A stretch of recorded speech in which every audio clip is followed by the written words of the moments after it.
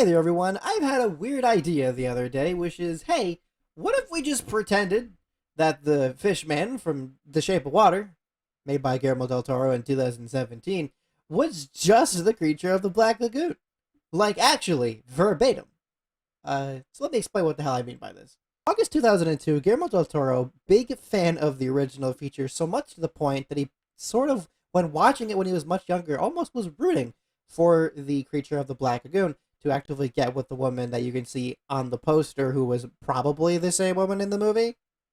Who knows? But of course, in doing so, he gave this idea of a romantic version of the creature of the Black Lagoon storyline. It was entirely dismissed by Universal's producers, and he eventually reworked it into the eventual Shape of the Water. But with the idea that it was supposed to be the creature originally, is it possible we can just look at the movie itself as just the creature from the Black Lagoon? Well, I guess let's start with the original movie. Producer William Allen was attending a dinner party in 1941 during the filming of Citizen Kane, of which he played the reporter Thompson. Mexican cinematographer Gabriel Figueroa told him about the myth of a race of half fish, half human creatures in the Amazon River. This gave him a whole big idea of the sea monster. 10 years later, using the Beauty and the Beast movie as inspiration, he made, with help of Maurice Zim and of course later Harry Essex and Arthur Ross, rewrote it as the creature from the Black Lagoon. Following the success of the 3D movie House of Wax in 1953, Jack Arnold was hired to direct the film in a similar 3D format. There's a reason why this movie and the sequel, Revenge of the Creature, are ultimately, sort of filled with scenes that have a couple people moving forward to the screen more than they should have. It's not as obvious as certain scenes from, like, Friday the 13th 3D or, like, certain other garbage 3D movies, but it's there. This was right around the peak of the fad, and honestly, it's not really a major part of the movie. Could easily watch this without really caring about 3D in general, and there's kind of a good reason for that, because 3D wouldn't be as important as it would be, years later. It was still fine. Many audiences, in fact, saw it as flat 2D, and it's better for that. The creature known as the Gill Man was played by Ben Chapman while on land, and later Rico Browning in the underwater scenes, both of which do a very good job at portraying this weird, cool creature.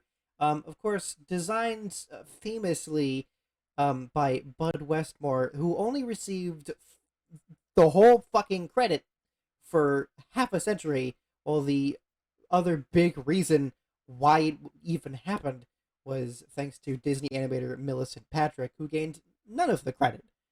Thanks, movie producers in the 30s through 50s, you didn't give a shit.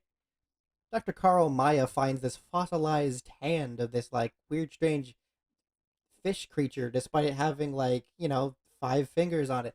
Ultimately, they figure out that it may be of their interest to go into deeper into the Amazon jungle, and this is where you get Dr. David Reed and his girlfriend Kay Lawrence, alongside Dr. Mark Williams, as they're led there by the fun Captain Lucas, who's probably the best character of this one and the next one, where he appears for a very short time. And most of the movie is them trying to figure out what exactly is going on with this weird, strange humanoid fish man. At first, when they go into it, the Gill Man is just kind of looking at them, not really sure what's going on, until they very quickly attack it. They are probably the aggressors, but at least you can kind of see that, maybe it was a misunderstanding. Ultimately, the Gill Man is responsible for one of the crew members' deaths. It's kind of a lesser character, I think, the cook. But ultimately, though, I have an idea that may have actually been accidental, and that is the only non-justified killing of the Gill Man. The single death that you could go, well, why did he do that? Every other death is entirely justified, as they end up going towards him and continuously hunting him. Here's the thing, okay? As the movie begins, this creature, the Gill Man, is not actively trying to hunt them. And when ultimately he attacks the one guy, I look at it as a total accident. I do not think he knows how to interact with people, and he accidentally meant to do something. I don't know what. As we see later in The Shape of Water, he seemingly has some sort of like healing touch, and again, going with the idea that the uh, fish man in The Shape of Water is the gill man, the creature from the Black Lagoon. I firmly think that the other guy basically freaked out when he saw a giant fish man come after him, when in truth, what he just wanted to do was do his weird healing touch and sort of figure out what's going on. So now all of the murders are justified in all of these movies. Mostly, but we'll get there. As it goes on, though, I firmly am on the side of the creature in the first Creature of the Black Lagoon. These guys come to his home and start wrecking his shit. It's fine that they're scared of him, but then they go off to hunt him. And they could have just left, which would have been the better idea. But ultimately, what they do is drug and poison his waters, eventually forcing him to come out of the water. Any attack and any hysteria that comes after that is entirely their fault. Keep in mind, they capture the guy, and him escaping and gravely injuring one of the other crew members is also entirely justified. What is justified is ultimately when he twice tries to kidnap the girl. Not entirely sure the reason for that. No Shape of Water explanation for that thing happening. I kind of don't understand. I'll make up a reason later on. But everything else in this movie, entirely, like, it is not hard to do the thing I went into thinking.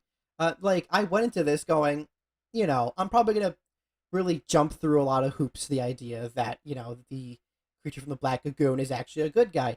But in general, it's not hard. When you have a lot of guys just being real, like, macho, generic 50s action guys, pretending that they're the better person, that this is just some monster, as he just tries to escape and get away from them, it's not hard to feel bad for this guy. They came into his home, they attacked him, and he's very clearly smart enough to build a dam, as he does later. As they actively try and leave when he escapes, he builds a fucking dam so they can't escape. He clearly shows some amount of understanding, and again, thinking the idea that he is in some way sentient, even if not great with, like, talking and communicating with humans and not understanding their ways, he is smart. He is clearly sentient.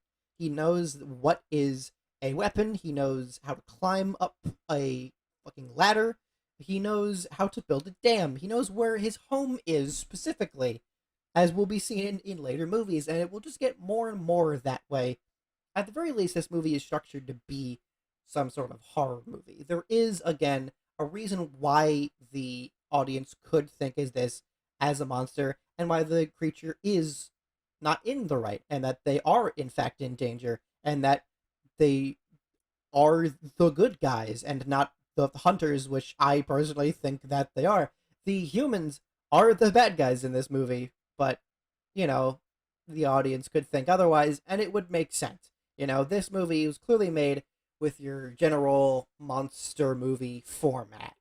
That's why they do a pretty good job. This is a very well-made movie from the 50s. So obviously the 50s was filled with, nothing really new and experimental. They do a really good job really formatting their scenes and their characters into scenes to, you you understand what's going on. You're not confused. There's no bad editing choices. There's no bad directing choices. And there's a couple things happening near the screen because it's 3D, but nothing like annoying, And its underwater shots are very good considering it's 1954. Underwater cinematography isn't not all that great. You can't bring very expensive equipment in the water, but they do a very good job on location shooting for these underwater scenes. It's very crisp, it's very clear, you can tell what's going on, and it's very cool to see very good shots of the creature throughout most of the film, who looks awesome. I love his design. He's immediately remarkable as a monster. And that just kind of goes more into why I feel bad for him. He's a cool monster guy who they came into the home of, and they shot near to death. Of course, the first movie ends with him getting shot, and seemingly floating off into the ocean. And they probably were just going to leave it at that. But with what was happening at the time, they were gonna quickly make a sequel. I don't know what Universal was thinking at this time, but it's probably what most film production companies think nowadays. So they were ahead of the game decades ago. So, regardless, the exact next year would bring us Revenge of the Creature. Revenge of the Creature is not great. It is a great movie to riff on, though. It is one of the first couple movies of MS3TK. In fact, the first of MS3TK. And boy, is it just a great movie to riff on. It is poorly acted. It is lazily shot, strangely by the same director, especially when it's underwater scenes, which through the fact that they got something going on, some sand or dirt or something, gets everywhere and makes the. And yeah, I know it's a black and white movie, but it looks very gray and boring, as is a good bunch of this movie, which kind of just makes it real easy to just make fun of it. Because a lot of the movie isn't about the Gillman. It's about some boring relationship between the animal psychologist Cleet Ferguson and ichthyologist Helen Dobson, while the guy who fucking captures Gillman, Joe Hayes, gets jealous of them. But that nothing happens of that. It's just a dumb, boring, stupid romance of the whole movie. As they, again, with help of Joe, in the beginning of the movie, he's driven again by Captain Lucas, who is very funny in the beginning of this movie, to the original swamp, and they throw just dynamite in it and knock him out. Surprised they didn't just kill him. It's crazy. Again, we're gonna explain every grave injury this man has by his crazy healing powers, as seen in the Shape of Water later on. So ignore the clear deaths that he has in the ends of the first and second movie, but whatever. Gillman does, after being fucking captured, just be thrown into this like bad SeaWorld looking place, and then again shoved in a net in this like awful but also awesome looking scene where he's like stuck in a net, and you feel awful for him because you know he's sentient, and as the movie goes on, he is stuck in captivity, showing more and more of his sentience, showing that he can understand, show that he understands fear, and knowing to go to a specific place to eat, clear understanding of what is going on. He is way more than he was in the first movie, showing a definite amount of sentience. Like, not just understanding like a dog would or a monkey, as Cleet had mentioned in the movie. This is a smarter creature than other animals. He is like you and me. He may not talk and communicate in the same way, but he is a fishman. Gillman is sentient, and that is the reason this movie's so odd. Revenge of the Creature is about a bad romance that basically revolves around them trying to understand a weird creature, but still trying to pretend that it's some kind of horror movie where this creature will get out at any time. What will happen to the creature? Like, no, I feel bad for this thing, and I want it to kill things, and it totally does. He escapes and he murders Joe awfully, and it's awesome.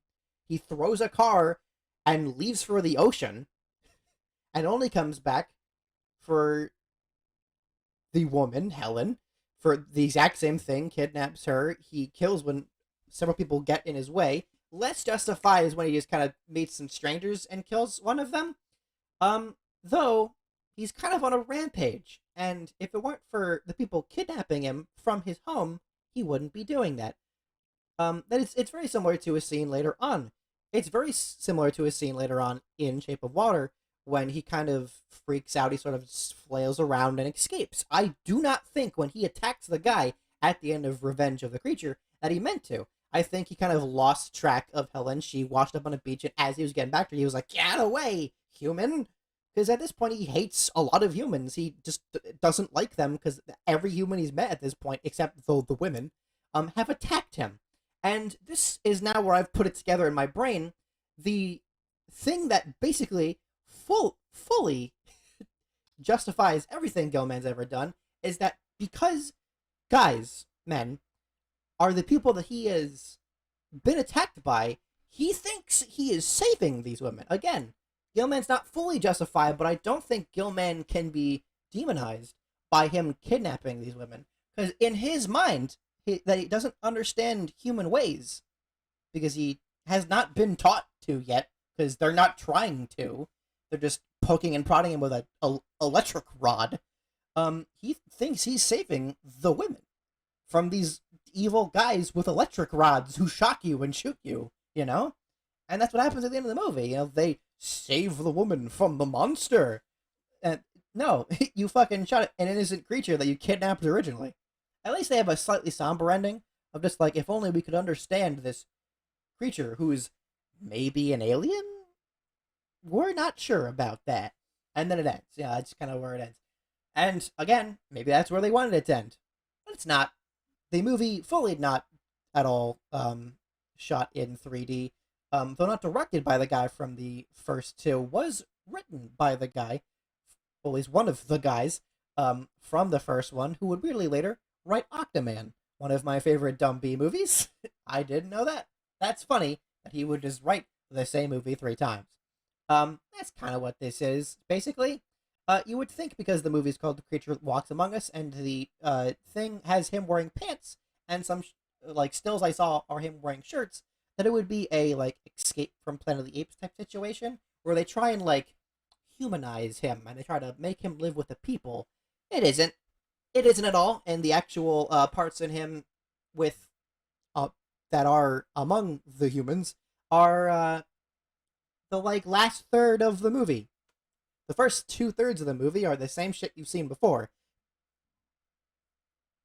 People going into his home, finding him, attacking him, and trying to capture him. This time, though, they set him on fire on accident, and now they have to change him. This was probably done to make an easier costume, because they did have the swimming costume, and I think the on land for the original Gilman costume, as the original swimming undersea actor, but a whole new actor in the on land later new look. I do not like the look for the creature in this one, with his dumb shirt looking real bulky and dumb. Weirdly, the actor who would play this Gilman on land would later play Frankenstein, and I could see it easily. And it's clear someone else had the same idea. They were like, "That's not Gilman, that's Frankenstein. This movie sucks."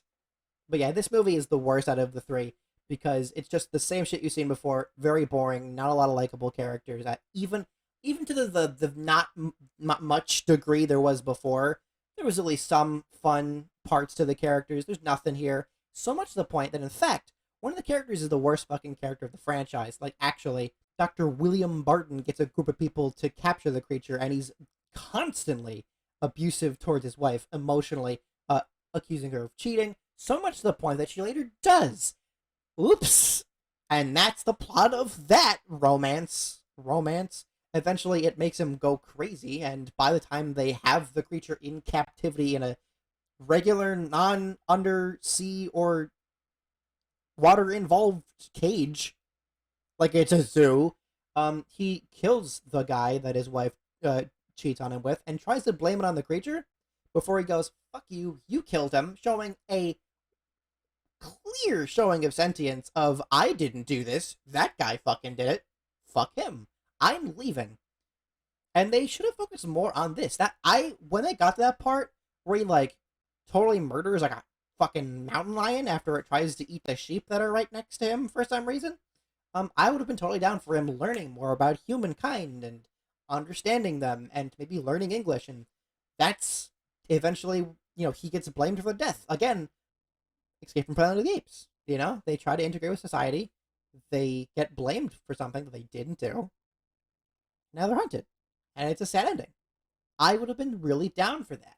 That's not what happens. Kind of just leaves. He is not, like, seemingly killed in this, which is very helpful for my theory of the fact that, again, the Gilman is the fish boy from A Shape of Water. Strangely, though, besides a fan film in 2005 with a weird-looking Gilman, and the Gilman that would show up in the Monster Squad, and of course a couple other funny, goofy, cartoony appearances, that'd be the last Creature of the Black Lagoon movie for decades. There would be attempts to make it. John Landis wanted to make one. didn't happen because Jaws 3D was happening, of the new 80s 3D craze. That sucks. We could have gotten this instead of Jaws 3D, but we're in the Jaws 3D timeline. Then John Carpenter would have gotten Rick Baker to help with him. And if you don't know Rick Baker, he helped make American Werewolf in London, specifically the makeup of that. And I love the wolf in that. To see a Gilman made by Rick Baker in a movie directed by John Carpenter would have been the best fucking movie ever. And the fact that we didn't get that blows my mind. Several times afterwards, and most importantly, have mentioned the one in by Guillermo del Toro that didn't happen. And there was also a potential one that was going to happen in 2005 that didn't happen in 2007 like it was supposed to because of the Writers Guild strike, which, fine, some things take priority.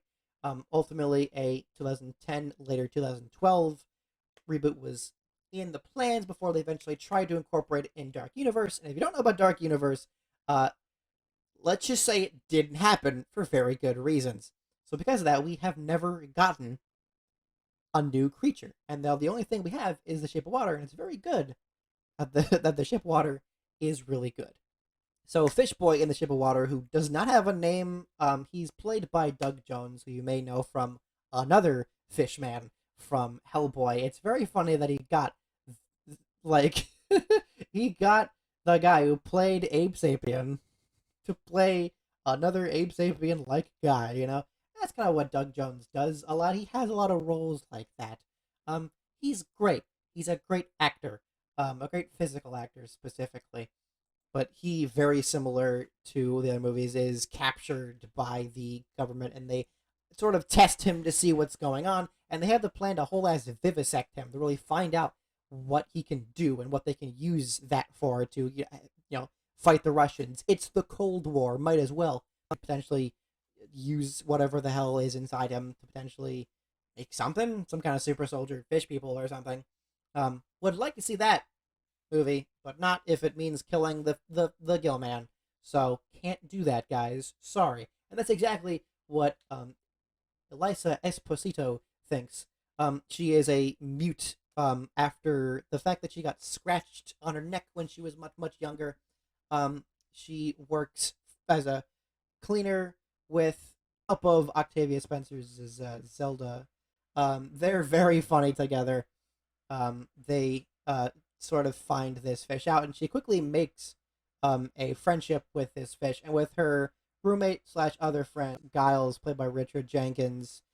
She's able to bust him out, as well as sort of get themselves in a little bit of trouble. Mainly because there's also, of course, Michael Stahlberg's Robert Hofstetter, who was really Dmitri, a Russian agent who was supposed to try and bring it, but after finding out that the Americans were gonna vivisect them, they're like, just kill him. So after he's like, I don't want to kill this cool fish man, helps him escape. Unfortunately, the biggest trouble of here is, of course, Michael Shannon's Richard Strickland, this absolute biggest douchebag ever. Who after in the beginning of the movie, he got his fingers bitten off, he just put him back on. I don't know if that's ever a thing, like in surgery ever. That's awful, and it is a very great like metaphor for what the character does. He's already an asshole, but he slowly more and more rots away, like physically and mentally. As his mind does, so does a part of his body, showing how further, deeper and deeper he goes as his failures affect his just like egotistical mind. He knows he's this guy who never fails, who gets the job done, and as he realizes he's failing and he needs to try and prove himself as a man, because it's the late 50s, early 60s, you know, that's silly. But as we get there, we get this adorable romance between Elisa and the amphibian man, Fish Boy. Sally Hawkins is great. I love her. And I will say, it is absolutely adorable. And they totally get it on. I didn't believe that some lady fucked the fish man, but they totally did. Hell yeah. My guy. And watching the other three before this, and going with the idea that this was the guy, this was the same man I just saw in the other three movies just get shit on constantly, boy, Was that a resolution? And I feel like mainly that, and also learning like Eliza's character and her general plights and how her life has went to this way and how she's not treated the same and looked down by others. That both of those kind of come together, and in the cool dream sequence where they're dancing together, that is the weirdest thing I have ever began to tear up on. If you watch The Shape of Water and the moment a mute woman starts singing and is dancing on stage with a fish man and you are not crying, you are watching this movie wrong. I am actually serious about that. I man, I don't know. And it's not just because I'm like putting this as the Gill Man, though that helps it. It's the great writing of this movie to genuinely show you the plight of this character. It is absolutely fantastic. But of course, eventually she has to let him go. And after a few days, she eventually decides to plan that the water level will rise a little bit. She'll be able to let him out through the docks into the ocean. Of course, it is interrupted by Strickland finding out by just, like, going into Zelda's house and being like, fuck you. And then her shitty husband is just like, it was a mute lady. They're taking their docks. And then he's just like, thanks, friend. And he shoots the two, and you're just like, oh no! But of course, thankfully, we've already established that, in the movie, Fish Boy got healing powers, so he very quickly, heals himself, and takes her into the ocean, which is a full coming together of the theory that I just made up a couple minutes ago, that he likes to take them away from dangerous situations. Thankfully, to his healing powers, he's able to turn her scratches into gills, which from seeing it in the beginning of the movie, I kind of was thinking that was going to happen. I was weirdly thinking she was already a fish person. This is a better resolution. Maybe it's because I watched 3 movies that are pretty but this cast was very great. And I'm really going to put that up to the fact that Guillermo del Toro is a fantastic director. He knows how to have these fantastic shots that are both creepy and whimsical at the exact same time, and he really knows how to get the best out of his actors. And even if they're not native to America, because neither is Guillermo, he is able to get the best out of his actors and get exactly what he wants out of their performance to really add to this world. And he knows to have them not just be people reading off a script, but real, like, relatable people. And this really helps with the fact that he often helps write his movies, if not write them directly, as he is writer, director, producer. What do you think about it? He probably could have just shot this in black and white. I don't know why he didn't, but whatever. Fantastic movie, man. Fantastic movie. Though this is the first time I ever watched it, even though I wanted to watch it back in 2017. Maybe it's because of the journey leading up to it by watching the other movies. But damn, man, is this now one of my favorite movies of all time. I just absolutely love it. I just love Guillermo del Toro stuff just in general. But damn, is The Shape of Water absolutely great. And for the point of what I wanted to do the whole time is that why should you do that? And why did I do it in the first place, Because I feel like it's cool and it's fun. And weirdly, though, many of the actions of the fish boy in The Shape of Water perfectly line up if you look at, which again is not hard, the original Creature trilogy, as he is a creature who is fully sentient. He understands tools and weapons and some sort of interactions with other people. There are so many times where he's clearly not actively trying to hunt down the people. There's a part when they show up in the second movie, he's in a diving suit. He waves. He waves and he thinks that he's being caught by a net, so he tries to help him before the guy brings in a knife. Unprompted. And it's like, clearly the movies want us to be scared of this monster, but it's so easy to just look at at the Gill Man and go, no, you came to his home and you poisoned his waters. And then you try to kill him when he goes, hey, asshole. No. It's very interesting to look at that character as Guillermo del Toro did, as this sympathetic creature who just wanted to be cared for, to understand, to love this woman, multiple of women that he saw were being, like, tortured as much as he was being in captivity as much as he was, because he doesn't fully understand the human world. And even up until the point of The Shape of Water, he never fully does. He gets a slow idea, and eventually, throughout this attempt to try and escape and to just live on his own and to just be his own person, fish person as he may be, he finally finds what he's been waiting for this whole time, which is to just be with someone else, because he is alone in this world. He is the only other of his kind. So, him to finally find that love, to finally find this care that he hasn't seen for the past like couple years after being hunted for so long, it's just so rewarding, you know? Shape of Water is fantastic on its own, but I really feel like it's elevated if you really look at the classic Universal monster, the Gillman, the creature of the Black Lagoon, as the same character of that fish boy, the amphibian man from The Shape of Water. You absolutely have to. It is the best way to watch the movie. The thing is to tell you that I'm the Movie-a-thonner. I hope you enjoyed this review. If you did, then go ahead and subscribe and see what other kind of funny things I do in the future. More importantly, did you enjoy Shape of Water or any of the creature movies? If you've went out to watch them yet, leave that stuff in the comments. I'd love to talk about it. Most importantly, stay good, stay safe, and don't be an asshole.